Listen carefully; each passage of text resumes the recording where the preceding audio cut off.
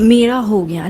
इस दुनिया में ऐसी कोई भी चीज़ नहीं बची है, कोई इंसान ऐसा नहीं बचा है शायद जो अब मुझे नो एंड मुझे फोर्स कर सके या मुझे दिव्य प्रकाश दुबे जी की किताबें पढ़ने पे मजबूर कर सके, बिकॉज आई एम डन।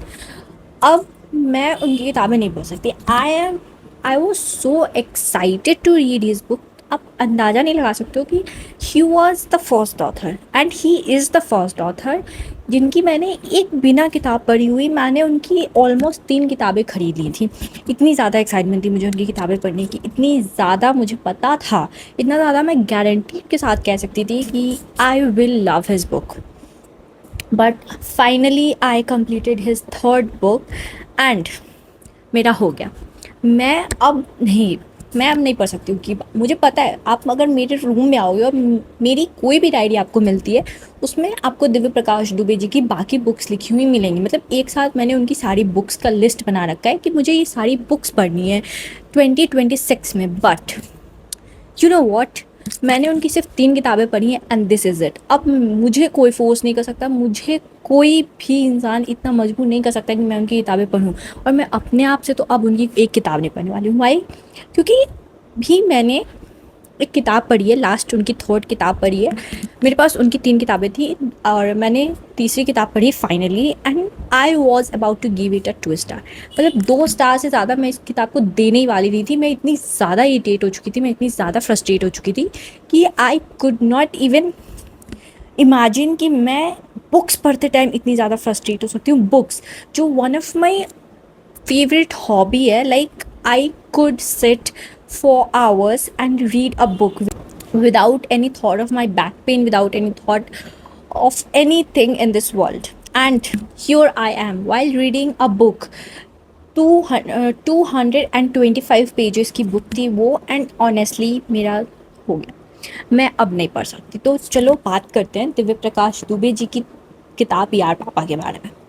ये बुक बुरी नहीं है। दिव्य प्रकाश दुबे जी एक ऑथर बुरे नहीं हो, वो काफ़ी अच्छी किताबें लिखते हैं, बट मेरी समझ के बिल्कुल बाहर है।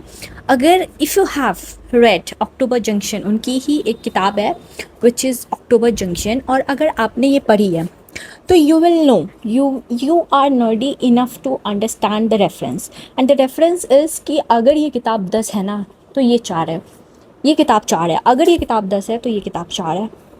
You are nerdy enough to understand अगर आपने ये वाली किताब पढ़ी है तो। एनीवेज, हम यहाँ पे बात कर रहे थे यार पापा की।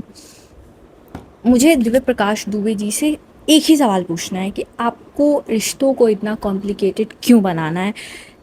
अगर हम बात करते हैं मुसाफिर कैफ़े की, मैंने मुसाफिर कैफ़े पे भी एक बुक रिव्यू बनाया था, बट मुझे वो कुछ अपने मन पसंद का नहीं लगा। ऐसा लगा कि मैं उसको बहुत ही ज़्यादा फॉर्मेट कर रही हूँ, मैं बहुत ही ज़्यादा उसको मिल्क कर रही हूँ, कि मैं बहुत ही ज़्यादा अपने इमोशंस को हटा करके आप लोगों को प्लीज़ करने के लिए मैं वो वीडियो बनाई थी। और मैंने उस वीडियो को काफ़ी टाइम तक पब्लिक किया। आई थिंक 1 वीक तक वो बुक रिव्यू पब्लिक थी और उसके बाद मैंने उसको डिलीट कर दिया क्योंकि वो मुझे खुद ही इनएप्रोप्रिएट लग रही थी।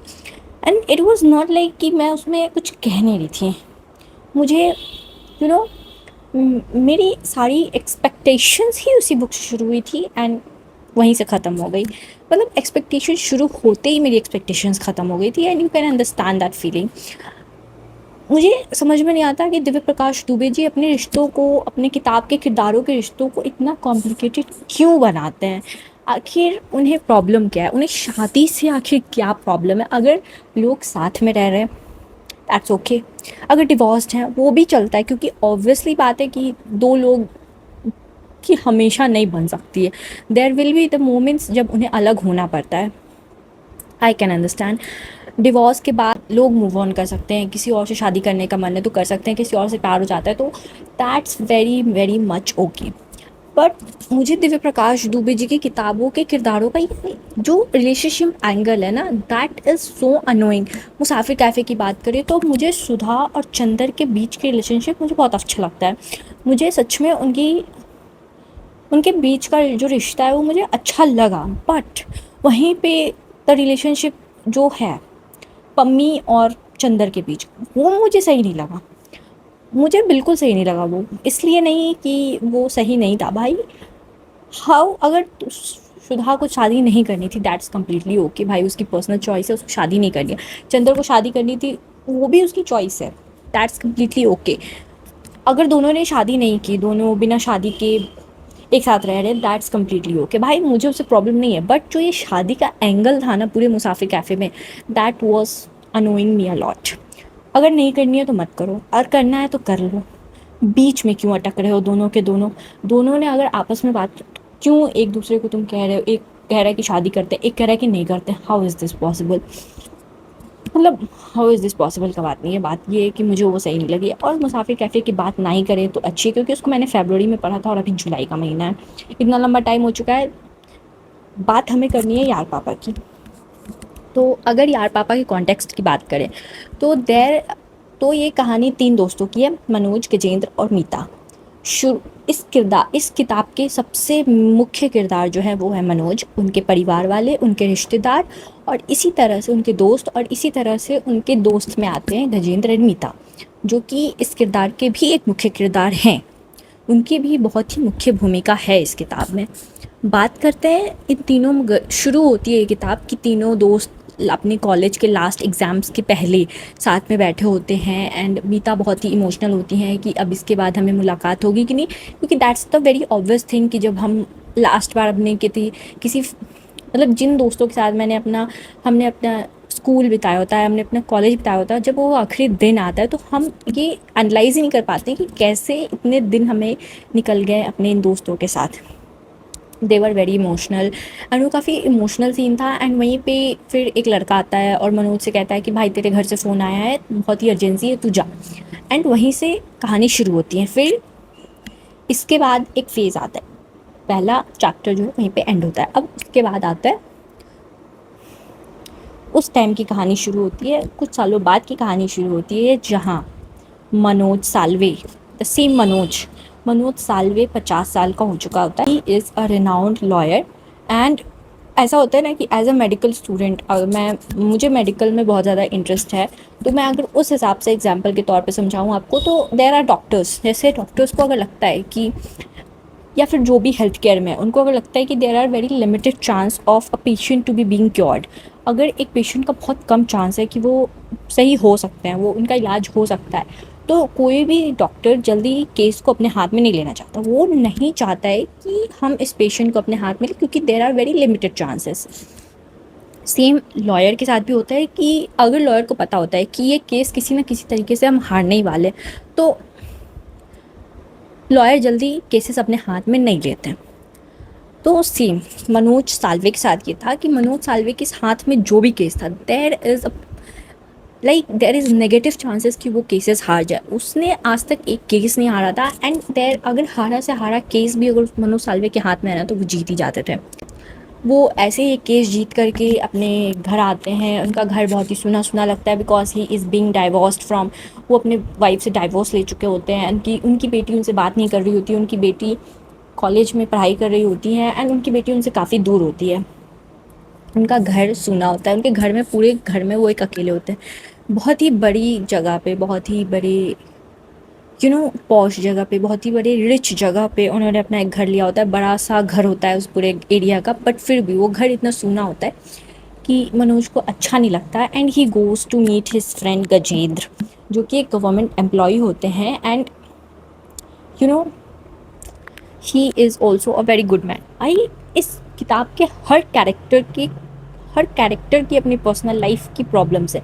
हर कैरेक्टर का अपना पर्सनल लाइफ इतना कॉम्प्लिकेटेड है दैट यू कैनॉट इमेजिन। मुझे तो आधे लोगों की कॉम्प्लिकेशन समझ में ही नहीं आई। आगे की बात करते हैं, ऐसे गजेंद्र जाता, और फिर उसी बीच मनोज साल्वे की डिग्री फेक है वाली न्यूज़ वायरल होती है, एंड इट कम्स आउट कि मनोज साल्वे की जो डिग्री होती है वो फेक होती है। उन्होंने फेक यू नो डिग्री बनवाते हैं और फिर उसी से वो कंटिन्यू करते हैं। और मनोज साल्वे को अपना नाम बनाने में काफ़ी समय लगा था, काफ़ी मेहनत लगी थी, and he was not easiest person कि वो अपना इमेज इतनी जल्दी ख़राब होने देते। ही डिसाइड्स कि वे अपने उसी कॉलेज में जा कर के फिर से 1 साल की पढ़ाई, क्योंकि उन्होंने सेकेंड ईयर तक की एग्ज़ाम्स दिए थे, थर्ड ईयर के एग्ज़ाम्स नहीं दिए थे उन्होंने, तो वो उसी कॉलेज में जा कर के अपने फाइनल ईयर का एग्ज़ाम्स देंगे, and he will complete his degree. वहीं पे गजेंद्र की भी 1 साल की पढ़ाई किसी चीज़ की बाकी होती है and he also takes education leave from his firm and he also goes with him. तो मतलब दोनों दोस्त अपनी पढ़ाई पूरी करने के लिए जो कि 1 साल की होती है वो उसी कॉलेज में जाते हैं। उसी कॉलेज में मीता प्रिंसिपल होती हैं, वही सेम मीता जो सालों पहले उस कॉलेज से पढ़ रही थी। एनीवेज, साशा जो है मनोज की बेटी, वो भी उसी कॉलेज में पढ़ रही होती है। उसकी अलग ही लाइफ प्रॉब्लम्स होती है, उसको अपने पिता से किसी भी तरीके से आगे बढ़ना होता है, ठीक है। ये किताब को अगर आप फिक्शन लेकर चलोगे तो यू विल बी लाइक क्या हो रहा है इस किताब में, बट अगर आप इस किताब को रियल वर्ल्ड से जुड़ोगे ना तो काफ़ी अच्छी किताब है। आपको ये रियल वर्ल्ड की काफ़ी अच्छी चीज़ें सिखाती हैं, ठीक है। बात करते हैं अब कि प्रिया और डेविड। प्रिया, मनोज की एक्स वाइफ, हाउ मतलब कैसे कैसे डेविड जो 35 है और प्रिया 50, उनके बीच में लव रिलेशनशिप का एंगल कैसे कोई बना सकता है? कैसे भाई, that angle was so unnecessary, मुझे बहुत ही इरिटेटिंग लगी। एंड पूछो मत, मैं उस एंगल को इतनी ज़्यादा स्किप कर रही थी, मतलब भाई प्लीज़ बस करो, मुझे ये एंगल नहीं चाहिए, मैं इस एंगल से दूर भाग रही हूँ, मुझे इस एंगल से कोई मतलब ही नहीं है। एंड यू नो वॉट, मैंने अपने आप को बहुत कंट्रोल किया कि wait, let me complete it, क्योंकि मैं जल्दी बुक्स डीएनएफ करती नहीं हूँ। एंड मैंने पूरे 3-4 सालों से मैं बुक्स रेगुलरली पढ़ रही हूँ, तो मैंने इन 3-4 सालों में सिर्फ 4 किताबें डीएनएफ की हैं, उन चारों किताबों को डीएनएफ करने का मेरे पास एक जस्टिफिकेशन है।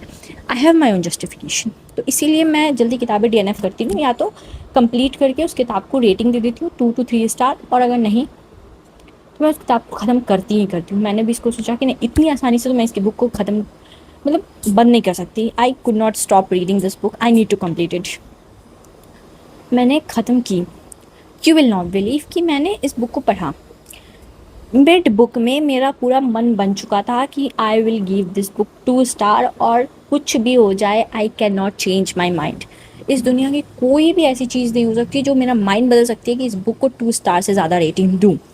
बट जब मैं एंड तक पहुँची, you know, the end the whole book was such a good writing, मतलब इतना अच्छा तरीके से किताब लिखा हुआ है ना कि मुझे एक बात समझ में आ गई है कि अगर मनोज दिव्य प्रकाश दुबे जी की किताबें अगर आपको पढ़नी है तो उसको आपको फिक्शन छोड़ करके रियलिटी से कनेक्ट करके चलना पड़ेगा, and then you will understand his book well. मुझे ये किताब पसंद आई, मुझे ये बहुत अच्छा लगा, ये किताब मुझे सच में बहुत अच्छी लगी। But no one can make me digest that angle between David and Priya, and also the angle between Anusha and Manoj Salve. Manoj Salve 50 साल के हैं एंड अनुषा वहीं उनकी बेटी की रूममेट है, उनकी बेटी की उम्र की। ऑल्दो मनोज साल्वे की तरफ से कुछ ऐसा गलत इंटेंशंस नहीं था, वो बस साशा के पास आना चाहते थे, अपनी बेटी को अच्छे तरीके से जानना चाहते थे, इसीलिए उन्होंने सोचा कि अनुषा उसकी रूममेट है तो she can help me. But Anusha को लव इंटरेस्ट था मनोज में, and that's the angle which was really unnecessary. मतलब अगर एक फादरली बॉन्ड होता है आई कैन डाइजेस्ट दैट, ये लव रिलेशनशिप वाला एंगल नॉट डाइजेस्टेबल। पूरी किताब ओवरऑल काफ़ी अच्छी थी। And here the main point of this book is, जिसको अगर हम ये रिलेशनशिप वाले एंगल्स को अगर हम इग्नोर करते हैं, अगर मुझे पसंद नहीं आई तो अगर मैं इन चीज़ों को इग्नोर करूँ, तो इस किताब में बहुत ही अच्छी बात सिखाई गई है कि हमारे माता पिता हमारे लिए हीरो होते हैं, लाइक हमारे लिए परफेक्ट होता है। हम कभी ये सोच नहीं सकते कि हमारे माता पिता में ये कमियां हैं, हमारे माता पिता भी गलतियां कर सकते हैं। बहुत सारे ऐसे बच्चे नहीं सोचते, मैं भी नहीं सोच सकती अगर मुझसे, चलिए, बट ऐसा नहीं है। हमारे माता पिता भी एक इंसान हैं, उनसे भी गलतियां हो सकती हैं, उनसे उनकी भी अपनी लाइफ प्रॉब्लम्स हैं और उन्हें भी अपनी लाइफ प्रॉब्लम्स को टैकल आउट करना होता है। ज़रूरी नहीं है कि अगर हमारे लिए वो हीरो हैं तो वो सच में अपने आप के लिए भी हीरो हों। ठीक वही चीज़ इस बुक में दिखाई गई है कि किस तरह से मनोज साल्वे को उनकी बेटी साशा हमेशा एक हीरो माना करती थी, बट एक ऐसा इंसिडेंट हुआ जिसके बाद से साशा वॉज लाइक हाउ मेरे पिता ऐसे कैसे हो सकते हैं, मेरे पिता इतनी बड़ी गलती कैसे कर सकते हैं, and she could not digest that thing. इसी वजह से वो मनोज साल्वे से काफ़ी सालों तक नाराज़ रही, काफ़ी सालों से बात नहीं की, बट जब उनको बात समझ में आई कि वो बेफालतू का नाराज़ है, उनके पिता ने गलती की है और उनको भी एक सुधारने का मौका मिलना चाहिए, उनको भी अपनी गलतियों को अपनाने का मौका मिलना चाहिए, और वो मनोज साल्वे ऐसा करते हैं। मनोज साल्वे अपनी गलतियों को सुधारते हैं, मनोज साल्वे अपनी गलतियों को अपनाते हैं, और तब ये बात साशा को समझ में आती है कि अगर हमारे पिता भी, हमारे माता पिता भी, या फिर हर वो इंसान जिन्हें हम अपना भगवान समझते हैं, जिन्हें हम अपना आइडल समझते हैं, जो हम समझते हैं कि वो तो परफेक्ट हैं, उनसे कभी कोई गलतियाँ नहीं हो सकती, पर वो भी इंसान हैं, उनसे भी गलतियाँ हो सकती हैं, उन्हें भी सुधारने का एक मौका मिलना चाहिए। And this is how the book, this is what the book teaches. भाई ये काफ़ी अच्छी चीज़ है। अभी मैं एक रील देख रही थी, और उस रील में इट वॉज़ द थिंग कि जो बच्चा अपने माता पिता से क्वेश्चन करता है, there are two types of childs. एक जो अपने माता पिता से क्वेश्चन करता है, एंड एक जो अब पूरी दुनिया से कुछ क्वेश्चन नहीं कर पाता। क्यों? क्योंकि माता पिता को लगता है कि हम तो बड़े हैं, हम तो बड़े हैं, ये बच्चा हमें कैसे जवाब दे सकता है। और एक बच्चा अपने माता पिता से क्वेश्चन करता है। मैं उस रील को अच्छे तरीके से शायद समझा नहीं पा रही हूँ, बट द पॉइंट इज़ कि हर बच्चे को अपने माता पिता से क्वेश्चन करना चाहिए, और हर माता पिता को अपने बच्चे को अलाउ करना चाहिए कि वो अपने माता पिता से क्वेश्चन करे। क्योंकि अगर वो अपने माता पिता से क्वेश्चन नहीं कर पाएगा, तो फिर वो दुनिया में किसी से क्वेश्चन नहीं कर पाएगा। And this is the reality. बहुत सारे माता पिता को ऐसा लगता है कि ये मेरा बच्चा है, ये हमें ऐसे जवाब कैसे दे सकता है। But this is the thing कि आपको अलाउ करना चाहिए अपने बच्चों को जवाब देने का, अपने बच्चों को क्वेश्चन करने का, तभी जा कर के वो दुनिया में मतलब outside your life, outside your home, you can question everything. And this is what that reel teachers. And यही चीज़ सिमिलैरिटी साशा के साथ भी है, कि साशा को लगता था कि हमारे माता पिता गलत कैसे हो सकते हैं। बट द टाइम कम्स जहाँ मनोज ने गलती की, और उन्होंने सुधारा इस चीज़ को, उन्होंने अपनी गलती को सुधारने का एक मौका लिया। And that's the very good thing आप इस किताब से सीख सकते हो। बात करते हैं उस एंगल की, तो I will still give this book 4 rating. उससे ज़्यादा मैं नहीं दे सकती, because I was so irritated. मतलब किताब पढ़ना मेरी एक शौक़ है, and I can not be frustrated by this thing. हाँ, रीडिंग स्लम्प हो सकता है मेरा, हाँ कभी कभी मेरा मूड ख़राब हो सकता है। जैसे साइकोलॉजिकल थ्रिलर मैंने जो पढ़ा था, वो मेरे बस की बात नहीं थी, वो मुझे काफ़ी इरिटेट करी थी, वो मुझे काफ़ी साइकोलॉजी के साथ that was so much annoying. तो वैसा हो सकता है, बट इस बुक के जैसा इरिटेशन तो आज तक मुझे कभी नहीं हुई। And this is the point कि मैं इस बुक को 4 स्टार से ज़्यादा रेटिंग नहीं दे सकती। एंड लास्ट में मैं बस इतना, एंड अगर आपने ये बुक पढ़ी है, आपने दिव्य प्रकाश दुबे जी की सारी किताबें पढ़ी हैं, आपने दिव्य प्रकाश दुबे जी की सारी किताबें पढ़ी हैं, तो प्लीज़ मुझे बताइए कि इन तीनों किताबों के जो मेरे पर्सनल एक्सपीरियंसेस रहे हैं, उन तीनों पर्सनल एक्सपीरियंसेस पे क्या मुझे उनकी और भी किताबें पढ़नी चाहिए। क्योंकि अगर सेम रिपीटेटिव पैटर्न है उनकी किताबों में, तो मुझे कोई फ़ायदा नज़र नहीं आता उनकी किताबों पढ़ने का, क्योंकि I am gonna being irritated from each and every book. That's it. And I am at this point, मैं ऐसी जगह पे खड़ी हूँ जहाँ मैं अक्टूबर जंक्शन को 100% जस्टिफाई कर सकती हूँ, उनके किरदारों को 100% जस्टिफाई कर सकती हूँ, उनके हर रोल प्ले को 100% जस्टिफाई कर सकती हूँ। बट मैं मुसाफिर कैफ़े को 20% भी जस्टिफाई नहीं कर सकती। आई एम सो सॉरी, मेरे बस की बात नहीं। यार पापा को मैं ऑलमोस्ट 60 to 70% जस्टिफाई कर सकती हूँ, but the relationship angles I can not justify in his books, not even a once. And this is all about, please do let me know in the comment section कि मुझे उनकी और भी किताबें पढ़नी चाहिए कि नहीं। तब तक मिलते हैं नेक्स्ट बुक रिव्यू में।